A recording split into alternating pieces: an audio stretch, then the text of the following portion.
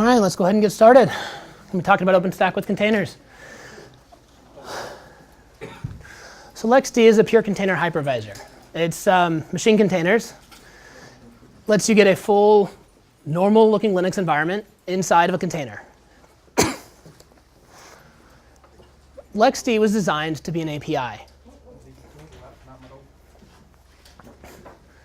So Lxd was designed to be an API for containers. It currently only does the LXD containers, but there's nothing that would actually stop it from using any other kind of containers.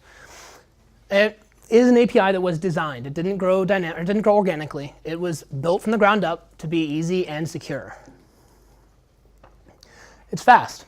So NovaLXD is almost zero overhead on top of running processes inside your host machine.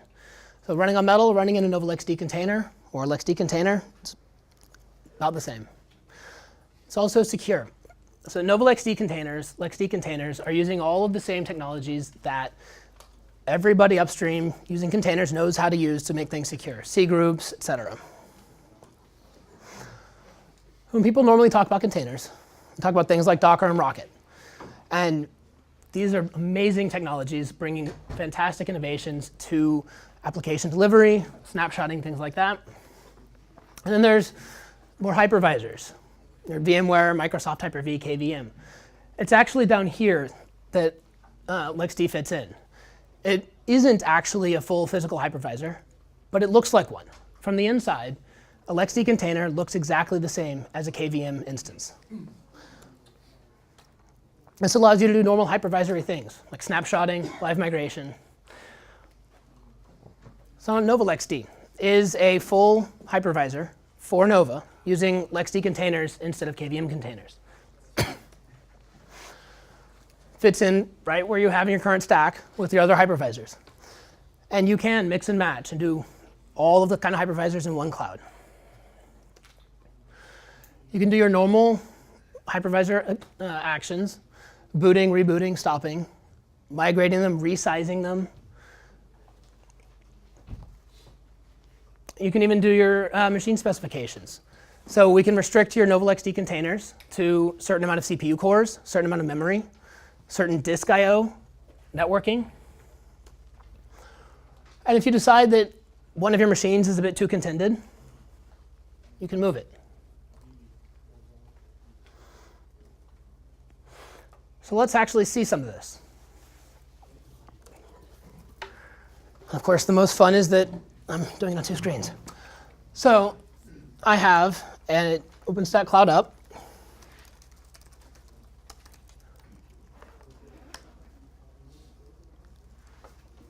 Of course, I should be show.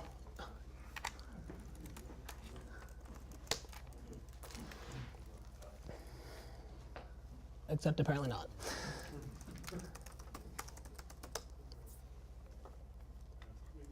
Am I getting lag to my? It is, of course, it's lagging. Don't have focus on the terminal.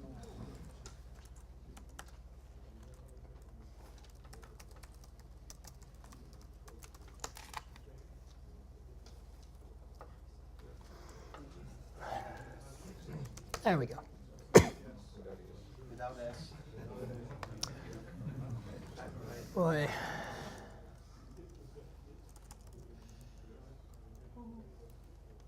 Yeah, natural command that works. You can see we actually have LXD hypervisors.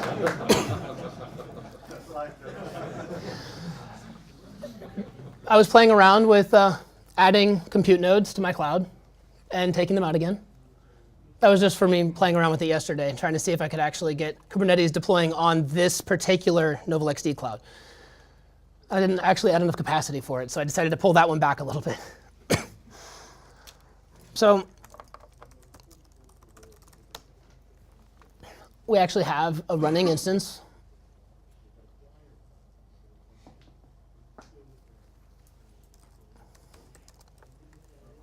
And of course, I managed to shift focus again. And we're inside of it.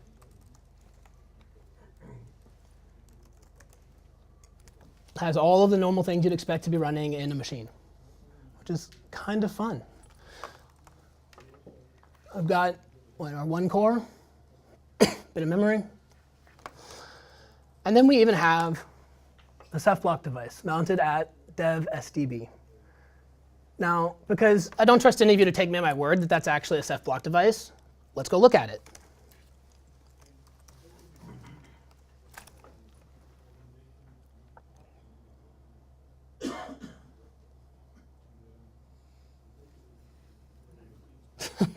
Yeah, maybe.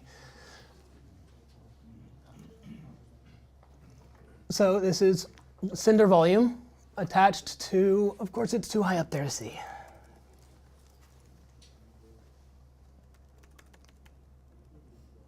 It's attached to that same instance because it's still really awkward to see from there. We can look at that same volume through the server shell. I've got the attachment, and it works. That's shipped with Pike. So OpenStack Pike with Ubuntu Lxd can actually mount and attach Ceph block devices. In Pike, we also shipped Ceph Luminous. So get all of the wonderful magic of Ceph Luminous in OpenStack Pike. So what are the actual differences between Metal, Lxd, and KVM?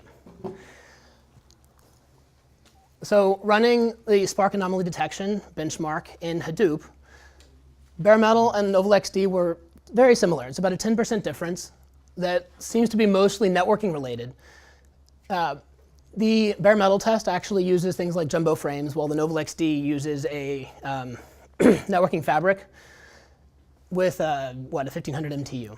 Nova KVM, not so fast. The TerraSort benchmark, when there's no contention, we can see that Lxd and KVM both perform about the same. But when we start to add load to the underlying cloud, so we have more instances running, doing more things, the Lxd performs fairly similarly, whereas the actual KVM instances start to contend more and more, and they conflict with each other as they have multiple different kernels trying to schedule jobs.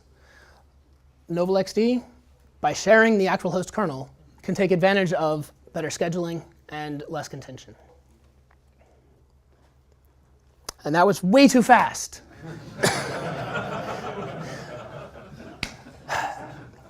So, questions?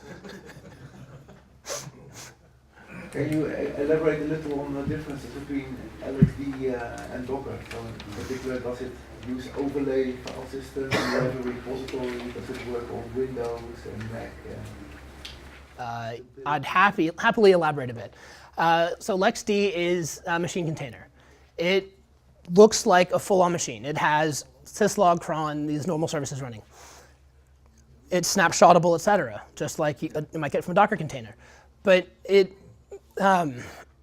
it's fundamentally more like running a VM than running a Docker container. A Docker container is built to run one application and to run it well. A Lxd container is built to be Linux. If you think about it, the beautiful thing about, we talk about process containers, so a Docker type. The beauty is the developer tells you this is exactly what I want you to run. And that is the beauty of process containers. But if you're in a more traditional operations paradigm, like you get, think about you yourselves are running a large amount of software in the organization. Some of that software you've written yourself, some of it's coming from third-party vendors, and you may not, when a critical bug, an SSH vulnerability comes out, be able to contact that original software development team immediately. Like you may not be in the sort of environment where you pick up the phone and you get a new container within 30 minutes. So if you're in that more traditional paradigm, but you want the density and the performance benefits of containers, the reason we think machine containers are interesting is that it's the same lightweight container, but we're just insisting that some of these additional processes that from an operations perspective are useful are always present in the container. Still a shared kernel, so you can't do a Windows machine container on an Ubuntu, on a Linux kernel, It's still got it is a container, it shares a kernel, but from an operations perspective, it is a more traditional working methodology. So we've done, I've done a project at a bank where we converted several hundred applications in under a 2-month period, just moved them across to LXD. Because they're Linux workloads, I want to containerize them, but I don't want to refactor them properly into a process container format. I don't want to rewrite the application. Using Lxd as a sort of shortcut for that lift and shift process. But this, if you run a lot of the same applications, like the same VMs, you run them in containers, then as you've shown, it will be more efficient. It will scale better with the number of instances. Yes. If you run a lot of different OSs, different systems in containers on the same machine, isn't it then almost the same as? Yes, remember, the great news about containers is density and performance. The bad news about them is it just doesn't address cross, Windows on Linux is a part of the story. But it's worth calling out that performance. We've got some performance data there, but just to think about it, if the workloads are not running, you could probably, actually this machine's probably a bit beefy, but It's very beefy. my laptop will probably run 12, 14 VMs. Get 500 Lxd instances up and running on the same machine. And the performance difference is about 20%. So, when you've got a hypervisor, there is a performance impact. So we see, so it doesn't solve your operating system on a different operating system problem, but once you've made the decision to containerize, what we would encourage people to think about is both process containers. Look, we're all in on Docker. 70% of it's based on Ubuntu. We love it. But also think about machine containers as another tool in your toolbox for lift and shift. Yeah, but technically there shouldn't be any reason why you wouldn't be able to run a Linux container on Windows, because in fact Docker is almost the same. I mean, the Docker concept is the success of Docker, I think, is mainly because it appeals to developers. Any developer on Windows, Mac or Linux can just download it and use it, and that's the reason why it takes off. And now if you have this technology and you want developers to use it, you should also support that on Windows and Mac. In the same way, technically it's possible. Why not? So do you know how Docker supports Linux, Usually Mac, and Windows? Usually through a virtual machine. It does. But then Using the native in ones. a simple command so that the developer doesn't know. They just Right, so they wrote a tool to start a VM with Hyper-V or Beehive, and then run your Docker container or your Docker commands for there. I think you should do exactly the same, because it helps the technology. There's nothing stopping you running Lxd on top of a hypervisor or another OS. It's just that some of the performance benefits that you would have seen, now you've got a hypervisor in there, so they evaporate. So you can still do that, but it's not necessarily a logical thing to do. You can, but you might not. Just two questions then. What is the big difference whether you would have removed from the hypervisor level that you have the big gain for LXD, and what are the limitations the LXD containers have compared to Docker? Go on. I can share a bit of that one. So some of the benefits that you get over a traditional hypervisor is that you are sharing a kernel. So all of the scheduling that happens one time, rather than on the host and again in the guest hypervisor, or in the guest kernel. That lets you actually get the performance density that we saw, so you can actually do things. Because you're Reducing it to a single scheduler. There's a single scheduler going on, which also means there's only a single kernel running. So your memory, all of your CPU resources for the kernel, only one time. So if you're anybody here in H doing either high performance compute, finance, or telco workloads, anybody in the room? Yeah. Okay. So that's a use case where this really makes it. Or if you're also in, if you're doing oil and gas, so if you're doing HPC where you're doing seismic analysis, this makes a huge difference on that front. And the constraint is you don't get the benefit of doing it cross OS.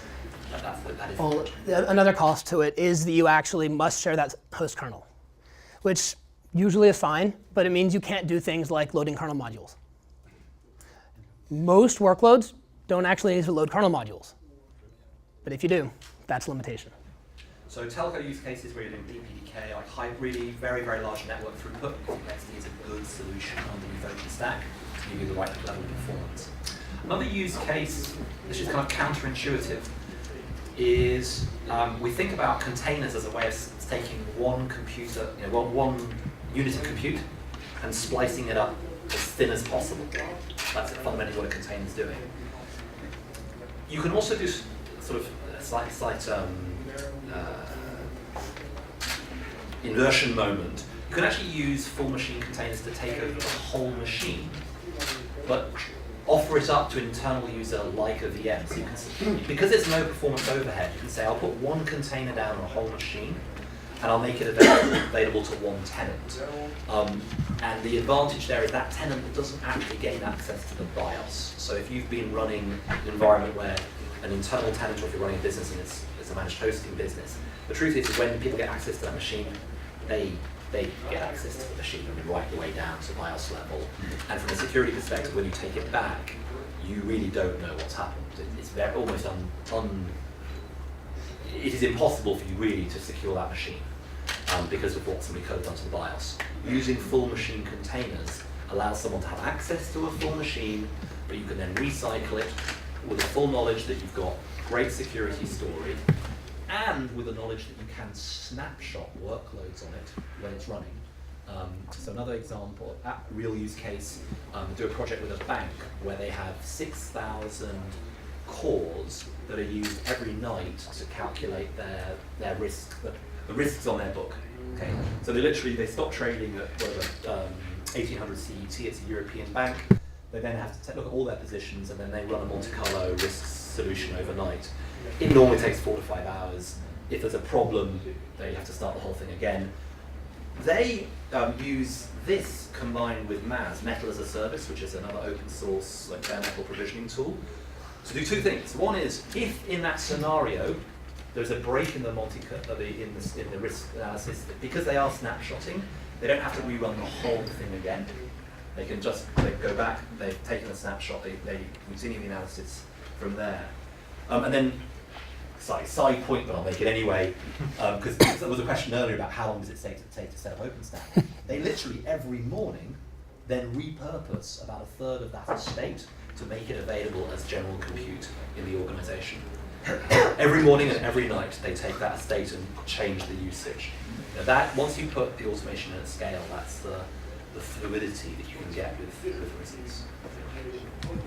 Other questions on Lxd, so I digress, we digress. I'm interested in the security comparison between LXD and Docker. So I heard Docker is insecure, and I don't know why per se. Can you elaborate on that? I would probably go with anything can be insecure. With a Docker container, you can pretty much opt out of all the security. You can do the same thing with a LXD container.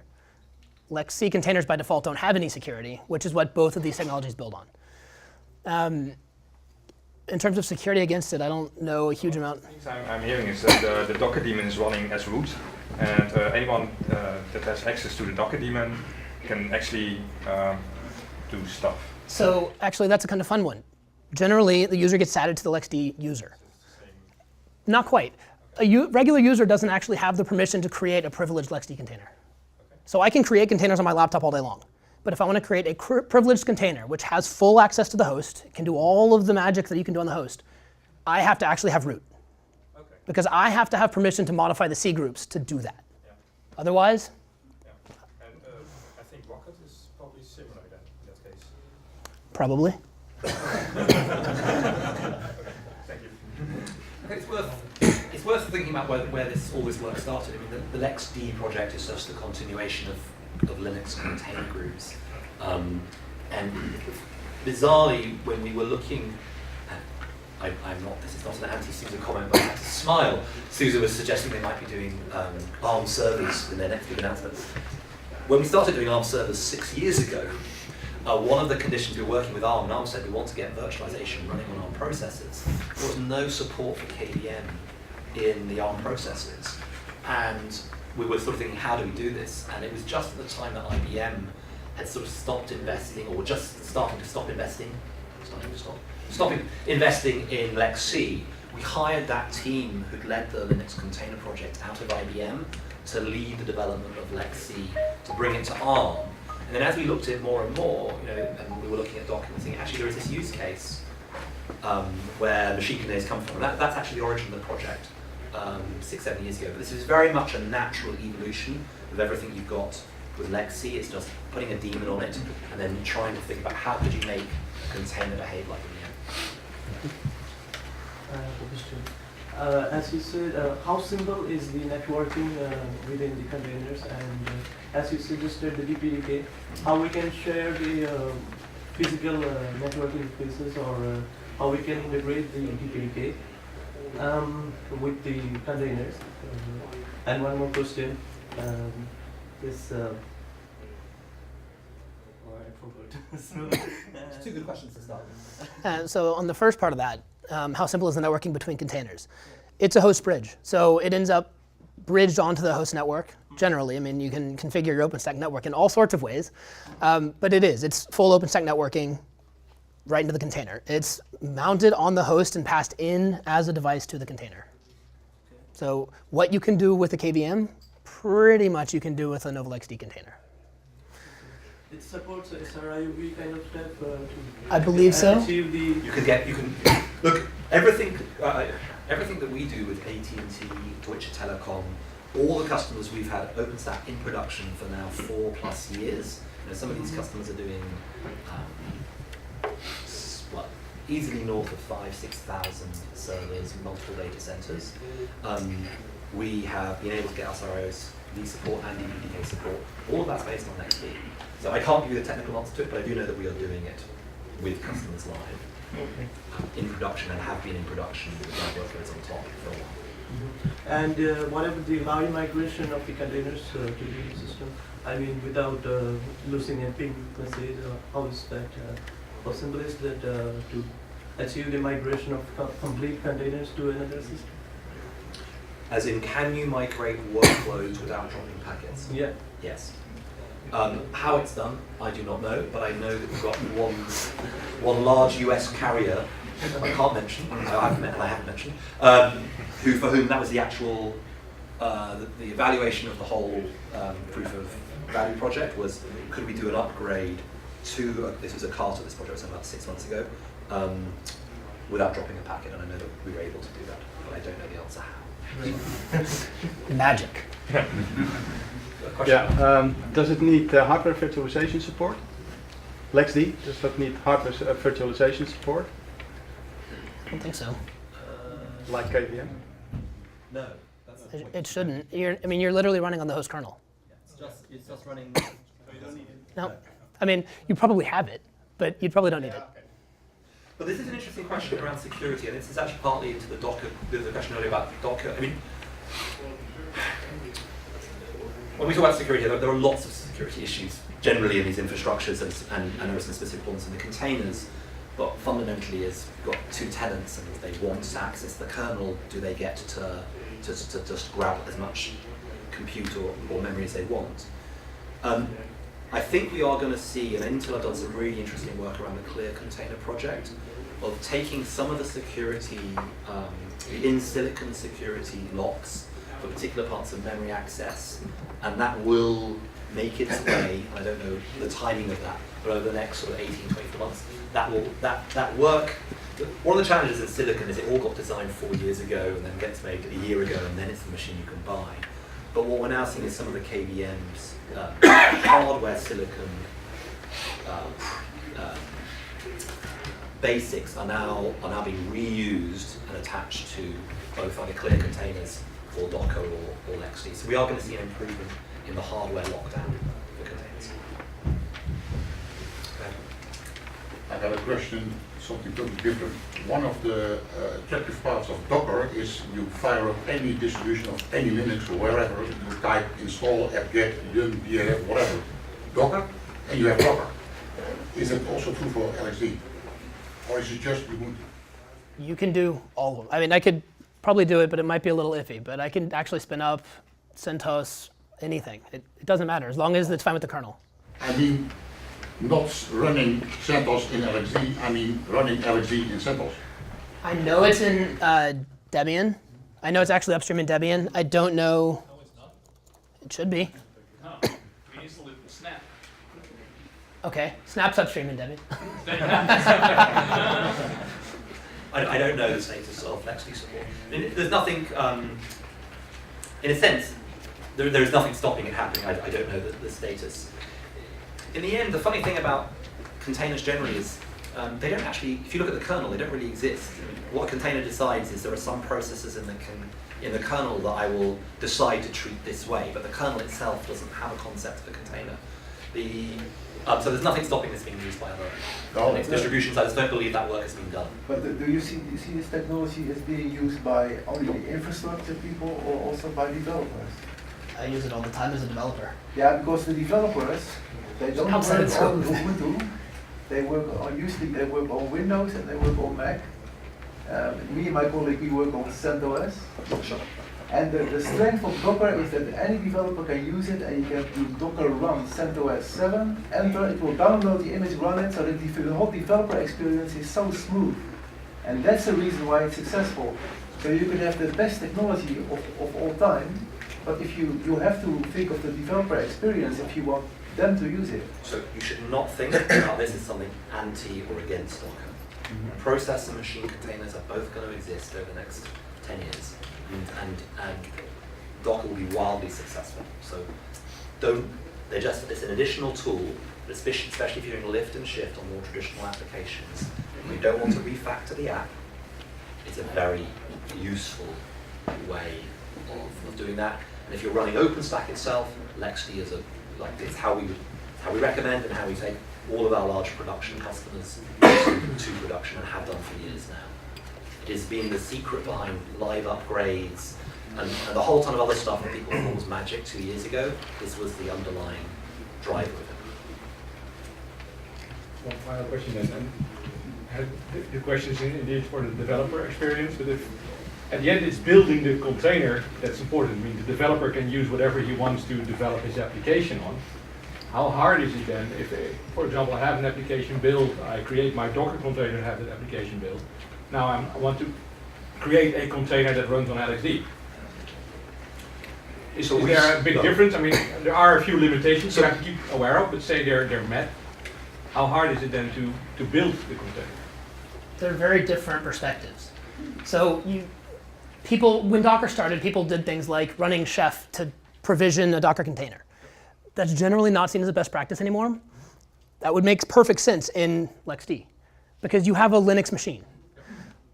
But once you have built the container, you can take an image of it, you can snapshot it, take it, move it around, deploy it everywhere. I actually have an app at my house right now that I did that just for fun the other day. It's a LXD container, snapshot it, move it around. I have the same container running on several machines. You build it the way you build a VM. You don't build it like a Docker container. But beyond that, it's still a container. You can move it around, start it anywhere. And we've got a minute left.